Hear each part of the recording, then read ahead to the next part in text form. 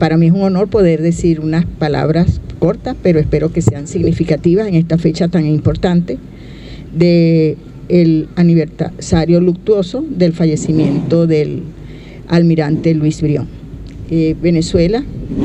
siempre lo honra y lo honrará porque se convirtió en un hijo más, en un luchador por la independencia de Venezuela.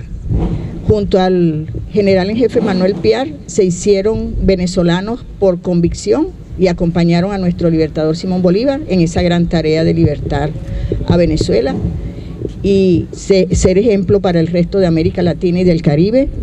de trabajo, de unión, para lograr un objetivo tan noble como el que lograron. El esfuerzo de la sociedad bolivariana, de la Fundación Brión, de esta naciente organización de el general en jefe Manuel Carlos Piar,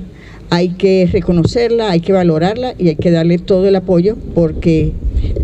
tenemos que hacer que las nuevas generaciones entiendan el gran desempeño histórico de los héroes. Tenemos estos héroes que nos unen,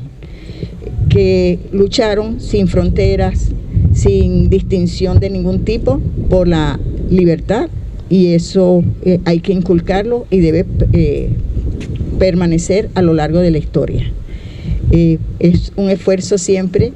para el señor Max, cada vez que hacemos la actividad, esperamos siempre seguirlo acompañando y que cada vez podamos sumar más voluntades. A veces el horario es un poquito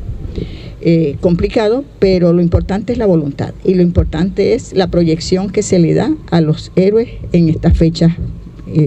significativas.